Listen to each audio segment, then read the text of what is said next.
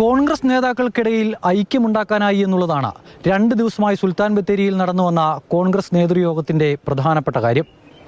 വരാനിരിക്കുന്ന നിയമസഭാ തെരഞ്ഞെടുപ്പിലെ സ്ഥാനാർത്ഥി നിർണയ ചർച്ചകളിലടക്കം ഈ ഐക്യം കാര്യമായ പ്രശ്നങ്ങളില്ലാതെ പാർട്ടിയെ മുന്നോട്ട് കൊണ്ടുപോകാൻ സഹായിക്കുമെന്നുള്ളതാണ് നേതൃത്വം വിലയിരുത്തുന്നത്. വാക്കുകൾ കൊണ്ടും പ്രവൃത്തികൾ കൊണ്ടും കഴിഞ്ഞ കുറേ കാലമായി പാർട്ടിയെ പ്രതിസന്ധിയിൽ നിർത്തിയിരുന്ന ശശി തരൂരിന് പോലും മനംമാറ്റമുണ്ടായി. 2 ദിവസത്തെ ക്യാമ്പിൽ തരൂർ സജീവമായി പങ്കെടുത്തു. തരൂരിൻ്റെ പ്രതികരണം ഇങ്ങനെ: ഞാൻ പാർട്ടി ലൈൻ വിട്ടു എന്ന് ആരാ പറഞ്ഞിരിക്കുന്നതാണ് ചോദ്യം. കാരണം നിങ്ങൾക്കറിയാമല്ലോ, ഏത് വിഷയത്തിലും ഞാൻ എൻ്റെ അഭിപ്രായം പറഞ്ഞാൽ കൂടി ചില ബേസിക് വിഷയങ്ങളുടെ ഇടയിൽ ഒരിക്കലും ഒരു മാറ്റം ഉണ്ടായിട്ടില്ല. കോൺഗ്രസ് പ്രവർത്തകരും ജനങ്ങളുമെല്ലാം ഈ ഐക്യം ആഗ്രഹിക്കുമ്പോൾ അതിൽ നിന്നും മാറി നിൽക്കുന്നവരുടെ ഗതി അധോഗതി എന്ന കെ.സി. വേണുഗോപാൽ പറഞ്ഞു വെച്ചത് വെറുതെയല്ല. ശശി തരൂർ ഇപ്പോൾ പാർട്ടിക്ക് വിധേയമായാണ് പ്രവർത്തിക്കുന്നത് എന്നും പാർട്ടിക്ക് പ്രതിസന്ധി ഉണ്ടാക്കുന്നില്ല എന്നും കെ.സി. വേണുഗോപാൽ. ശശി തരൂർ പാർട്ടിക്ക് വിലപ്പെട്ട ഒരു നേതാവ് തന്നെയാണ്.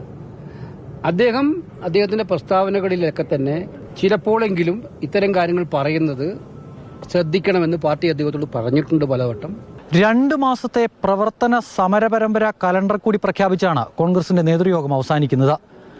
ജനങ്ങളെ ബാധിക്കുന്ന പ്രധാനപ്പെട്ട വിഷയങ്ങളെല്ലാം ഉന്നയിച്ചുകൊണ്ട് സമരപരമ്പരയുമായി ഇറങ്ങാനാണ് കോൺഗ്രസിന്റെ തീരുമാനം. ജനുവരി 20 തന്നെ KPCCയുടെ നേതൃത്വത്തിൽ തിരുവനന്തപുരത്തെ നിയമസഭാ മാർച്ച് നടത്തുകയാണ്. ശബരിമല കേസിന്റെ നല്ല നിലയിലുള്ള അന്വേഷണം ആവശ്യപ്പെട്ട് കുറ്റവാളികളെ ശിക്ഷ ഉറപ്പാക്കുന്നതിനുള്ള നടപടികൾ ആവശ്യപ്പെട്ടുകൊണ്ടുള്ള സമരം ജനുവരി 23 എല്ലാ കളക്ടറേറ്റുകളുടെ മുമ്പിൽ നടക്കുകയാണ്. ക്യാമ്പിലുണ്ടായ നേതാക്കളുടെ ഐക്യം സ്ഥാനാർത്ഥി നിർണയത്തിൽ മാത്രമല്ല ഗുണകരമാകുക എന്നും ആരാകണം മുഖ്യമന്ത്രി എന്ന ചോദ്യത്തിനും ഇത് പ്രധാനപ്പെട്ട ഘടകമായി മാറുമെന്നും പറയുകയാണ് പ്രതിപക്ഷ നേതാവ്.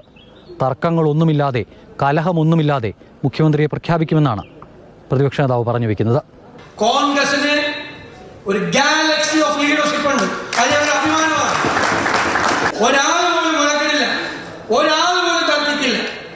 ഞങ്ങളൊരു ടീമായി, ഞങ്ങളുടെ കുടുംബത്തിലെ അംഗങ്ങളെ പോലെ നിന്ന് ഇതിനെല്ലാം ഞങ്ങൾ മറുപടി പറയും. ഒരു സംശയവും വേണ്ട. ഈ മാസം 20-ന് ശേഷം എന്ന് വേണമെങ്കിലും കോൺഗ്രസിന്റെ ആദ്യഘട്ട സ്ഥാനാർത്ഥി പട്ടിക പുറത്തിറങ്ങും. സിറ്റിംഗ് MLA-മാരെ അടക്കം ഉൾപ്പെടുത്തിയുള്ള പട്ടികയാകും ആദ്യഘട്ടത്തിലുണ്ടാകുക. 20-ന് ശേഷം മുന്നണി വിപുലീകരണ ചർച്ചകളും സജീവമാകും.